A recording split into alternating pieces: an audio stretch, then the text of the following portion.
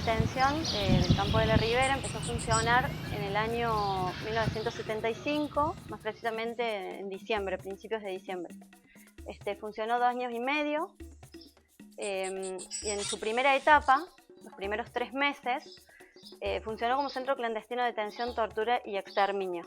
¿Por qué decimos esto? Porque todas las personas que pasaron por acá en esos primeros 3 meses hoy están desaparecidas. Previo al golpe, entonces se va a abrir este centro clandestino que se va a encontrar favorecido por una situación de poca accesibilidad. Nos encontramos en el sudeste de la ciudad, atrás nuestro se encuentra el río, o a espaldas nuestras se encuentra el río que bordea este lugar. Estamos muy alejados, en aquel momento había muchas hectáreas de tierras no urbanizadas, entonces recién a 500 metros de este lugar se podía iniciar el acceso, lo cual les permitía tener personas aquí secuestradas sin que nadie se enterara por muchos días. Se venía produciendo también un desplazamiento de la cúpula policial a cargo de la represión por el ejército. En ese marco es que se va a desarrollar aquí el Comando Libertadores de América y va a tener su base operativa. Lo primero que hacen es el secuestro de personas y de esa época nosotros tenemos a 22 desaparecidos que nunca fueron vistos en otros campos de concentración, por lo cual nosotros creemos que fueron asesinados en este lugar, aunque no tenemos sus cuerpos. A partir del golpe de Estado el 24 de marzo de 1976, cuando comienza a funcionar el centro clandestino La Perla, el campo de la Ribera empieza a funcionar como un centro derivador. Esto significa que las personas que eran traídas acá estaban un tiempo, las tenían acá secuestradas y acá se definía cuál iba a ser su destino, que podía ser la libertad condicionada, podía pasar a otro centro clandestino de acá de la provincia o de otras provincias, o podía ir a la cárcel. Esto sería pasar a una condición de legalidad. Y la otra posibilidad era la muerte y su siguiente desaparición. Es importante destacar las historias de militancias, las historias de organizaciones políticas de aquel entonces que marcaron a la generación del 70 y que buscaron transformar la sociedad convirtiéndola en un país más justo, más igual y más equitativo.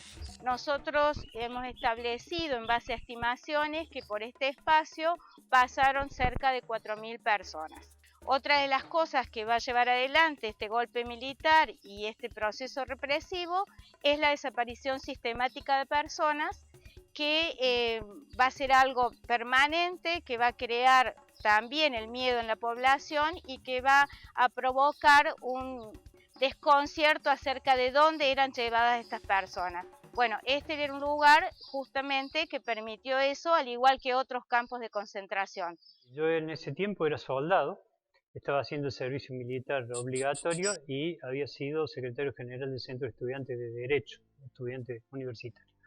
Cuando viene el golpe de Estado, a poco tiempo del golpe fui secuestrado en el comando del Tercer Cuerpo de Ejército. Estuve alojado allí en los calabozos aproximadamente 3 semanas y después una noche trasladado en un camión Unimog, ya vendado, en una unidad de traslado en realidad. Fui interrogado 2 veces, fui muy golpeado, torturado.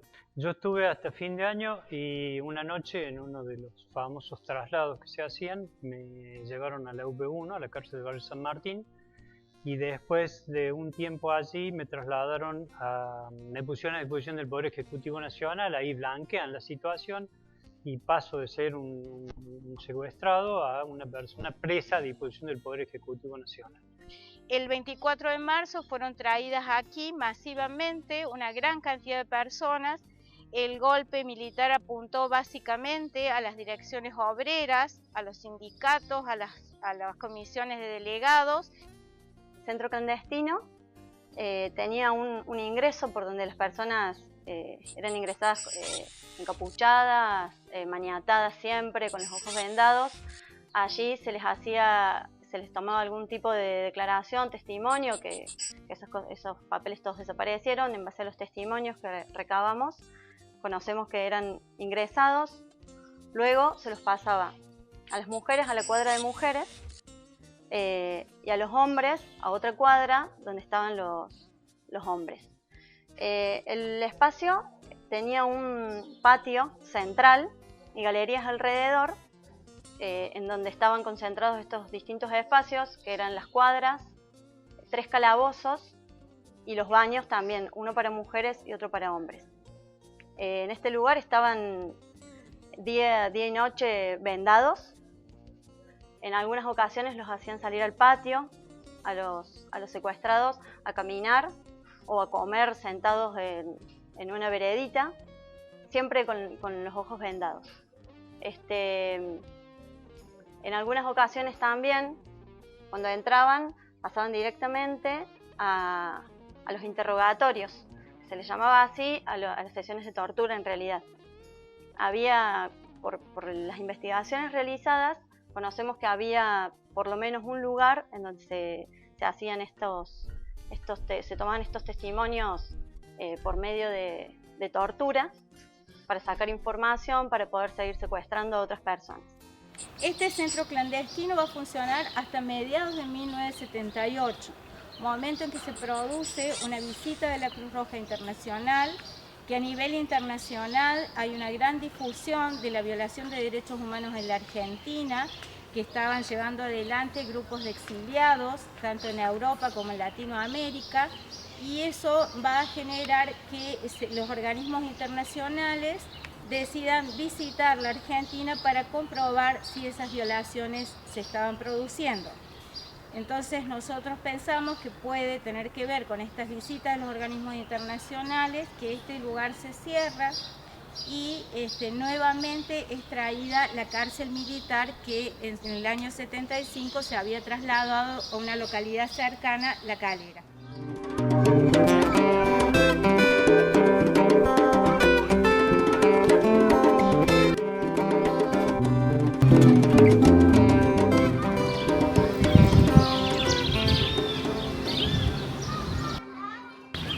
Va a funcionar esta cárcel militar hasta hasta el 86, momento en que este predio queda abandonado. A partir del 86, este lugar, bueno, no tiene ningún uso, y en el año 1989, el gobernador de la provincia de Córdoba, en ese momento, Angelos, va a comprar este predio para destinarlo al uso de escuelas. Cuando esto se decide crear una escuela, había una tendencia muy creciente a crear escuelas, unidades educativas en las zonas marginales de la ciudad. Es decir, donde realmente había una carencia de establecimientos escolares era precisamente en las zonas más marginales, donde estaban las villas y los asentamientos. En ese momento, cuando esto comienza el proceso de creación de la escuela, se da participación, digamos, se abre el juego a toda la comunidad. Se hacen relevamientos, sobre la base de los relevamientos se determina la cantidad de niños en edad escolar. En ese momento en la zona había un centro educativo que funcionaba en un lugar muy cercano de aquí, en una parroquia, los Josefinos, y los vecinos, los padres de los niños, los docentes reclamaban por un lugar digno para sus hijos. Es así como en 1990 va a comenzar a funcionar en lo que era el Casino de Oficiales, la escuela primaria, que se llamó Canónigo Piñero. Esta escuela va a funcionar durante casi 18 años. Posteriormente se inaugura el Jardín de Infantes y se construye un edificio nuevo.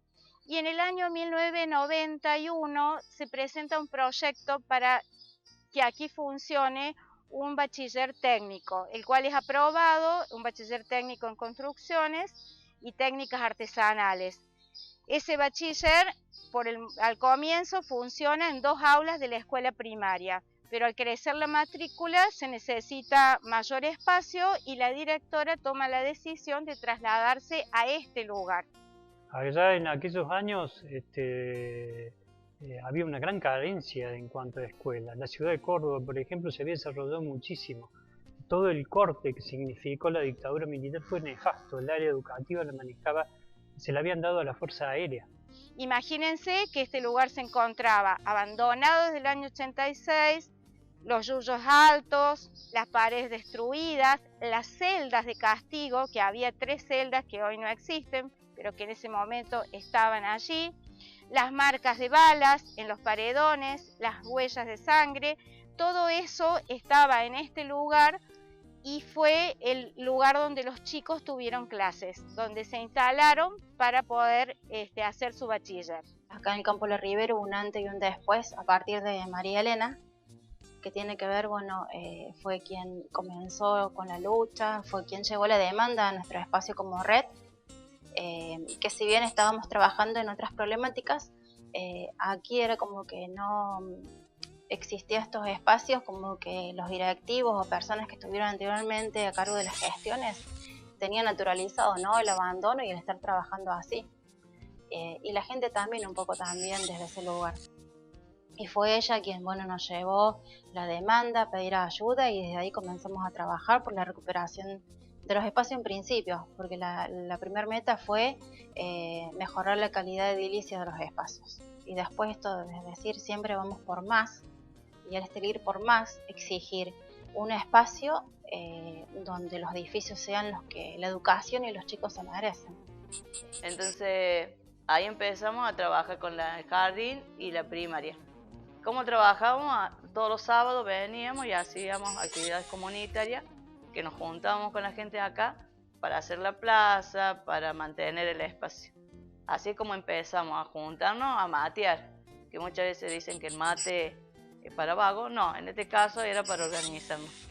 Al comienzo se utiliza una parte del edificio porque el resto estaba inhabitable y así van a funcionar durante 8 años, hasta que el gobierno de la provincia les da un subsidio a la escuela. Y con esto se hacen modificaciones que van a borrar las huellas de lo que fue el centro clandestino. Eso va a coincidir también con políticas de silencio a nivel nacional y con la idea de olvidar lo que había pasado o dar vuelta a la página. Nosotros pensamos que esto tiene que ver también con la valoración de este lugar. Nosotros estamos rodeados de barrios muy populosos, donde los derechos son vulnerados en forma sistemática y donde cada cosa que es necesario para la vida de la gente debe ser peleada y hay que luchar para conseguirlo.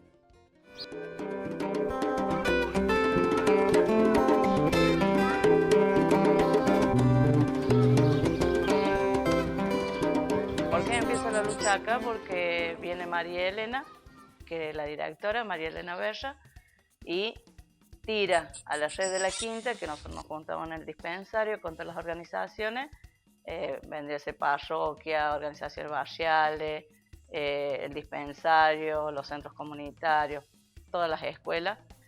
Porque cuando yo dije en la primera reunión de allá de ese noviembre, diciembre, yo voy a pedir un edificio nuevo, creo que tuve que esquivar como 3 o 4 bancos que me mandaban mis colegas docentes, porque ¿quién se cree que es esta? ¿Cómo pedir un edificio nuevo?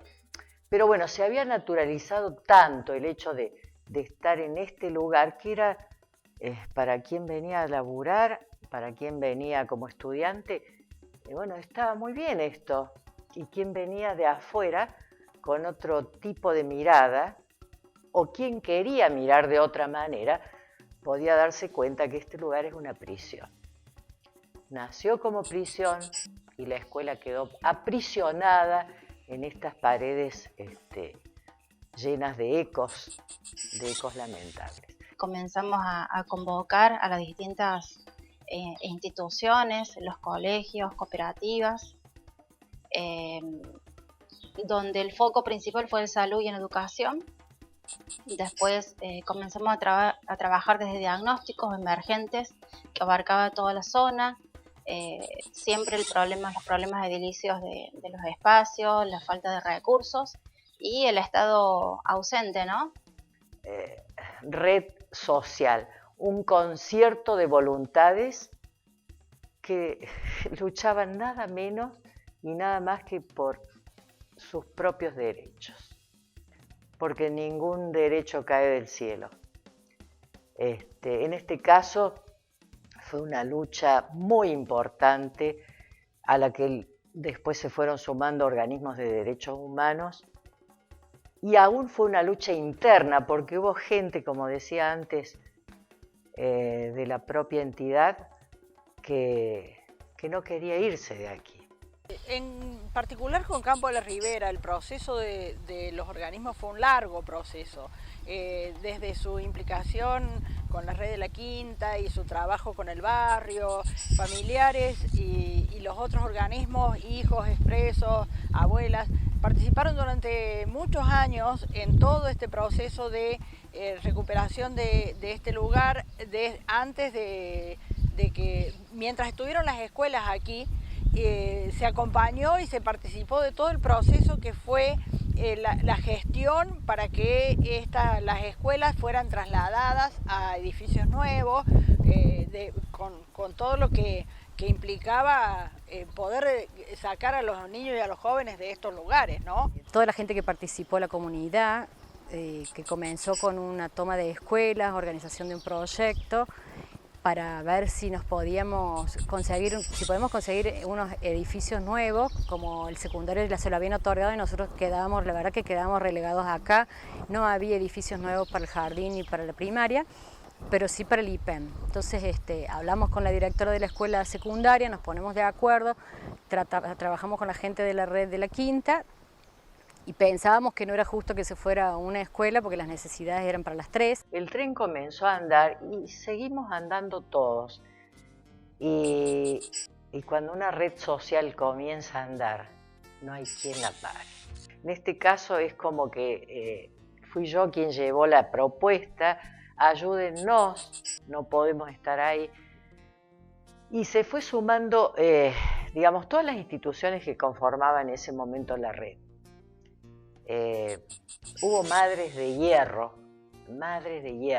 Se pensó, en ese momento que pensamos que iban a hacer escuelas nuevas, nosotros veníamos solamente con el tiro de que mejoren esta escuela, porque era así. Cuando se empieza a conocer, porque como vecinos, muchos no conocíamos tanto la historia de acá, de lo que había pasado acá, porque mucho no se hablaba. Muchos vecinos tenían miedo, muchos vecinos lo vivieron desde otro lugar. Entonces, cuando empezamos a venir, empezamos a conocer la historia, lo que los chicos contaban la primera vez que vinieron acá, los primeros chicos que ingresaron a primer año acá, que era un horror, empezaron a contar que empezaron a encontrar cosas, empezaron a ver grilletes, muchos dicen que encontraron sangre y que ellos mismos iban pintando. Entonces empezamos a ver que había otra cosa, ya no era solamente venir a hacer para que estuvieran bien los chicos acá, sino era otra cosa, es venir a recuperar este espacio que había sido una cárcel militar. Entonces se empiezan a juntar los vecinos y empezamos a hacer más reuniones y traer más historia y que vengan a contar la gente que pasó por acá cómo habían ellos vivido la situación. Y ahí se empieza a ver que esto tenía que ser un espacio de la memoria.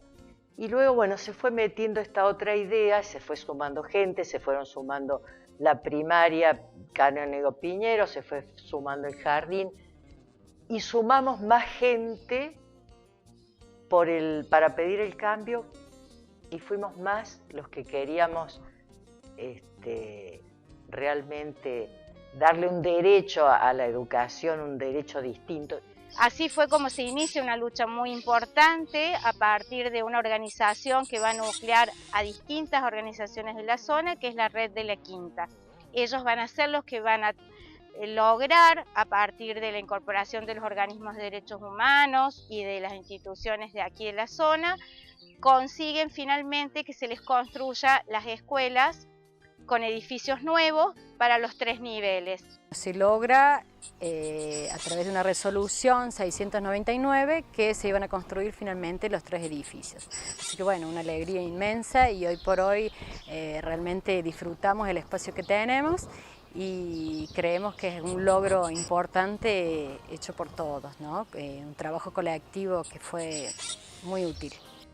Fue un largo trecho, un largo caminar, pero se llegó a los distintos estamentos provinciales, nacionales, se hizo público, empezó a correr aguas y no se paró más.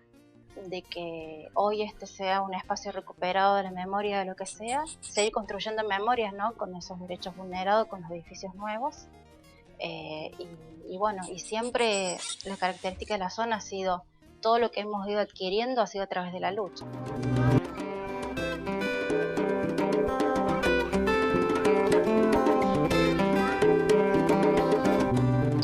El 24 de marzo de 2010 va a funcionar.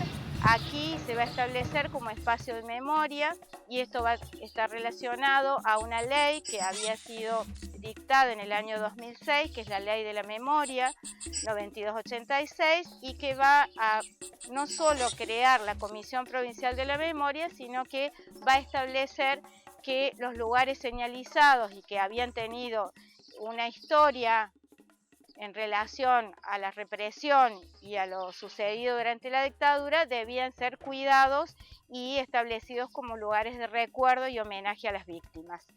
Entonces lo que se pensó en ese momento, y yo fui parte de ese proceso, fui parte entusiasta de ese proceso, fue transformar aquello que era un centro de muerte en una escuela. Era muy simbólico en ese momento transformar este sitio en una escuela. Pero ubiquémonos en el contexto histórico en el que ocurren las cosas. Mucho tiempo después nos damos cuenta que en realidad hay que preservar sitios de la memoria.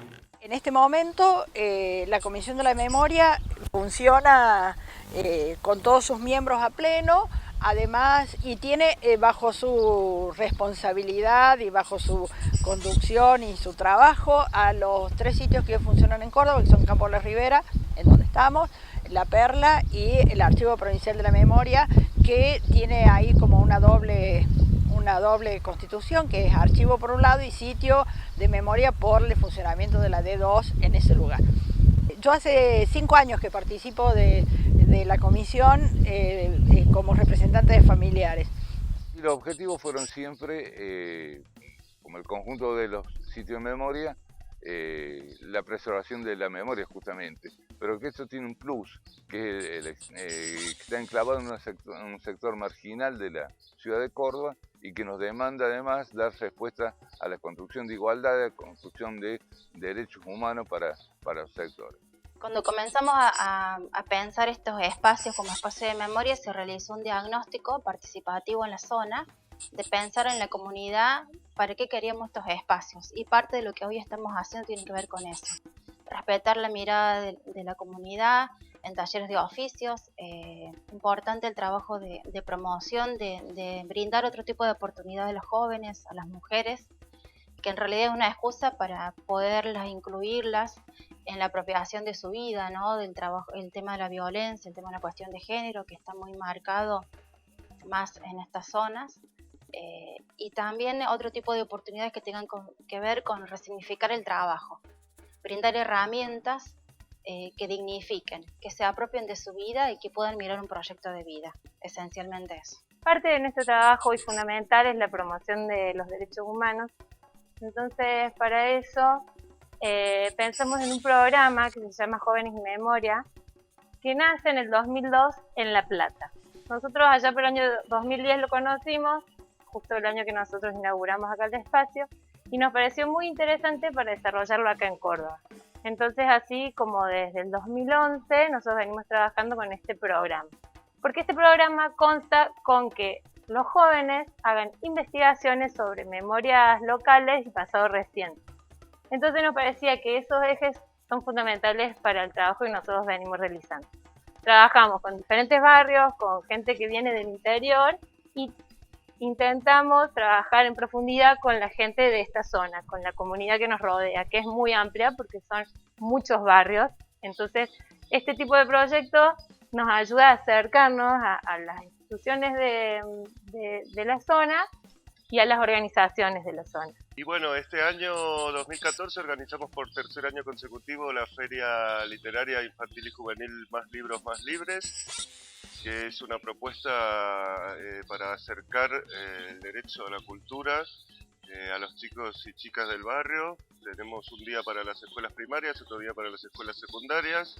Nosotros creemos que este proyecto realmente tiene futuro porque lo hemos ido viendo crecer cada año desde que lo venimos organizando. Primero participaron 400 niños y jóvenes y en la última feria hemos tenido la posibilidad de acercar a 2.000 chicos, lo cual nos habla del interés por la lectura, del interés por acercarse a narradores y a escritores, que por suerte con un compromiso muy importante nos ofrecen su trabajo. Tiene una continuidad porque nuestra idea es que desde las escuelas podamos articular con proyectos que se puedan presentar en la feria, como fue el caso de la Sofía Cartonera, quien presentó un proyecto y empezaron a trabajar en talleres con chicos del segundo ciclo de nivel primario, y ellos fueron quienes mostraron sus producciones literarias, su trabajo de encuadernación, y eso realmente nos parece lo más valioso, que haya una continuidad post-feria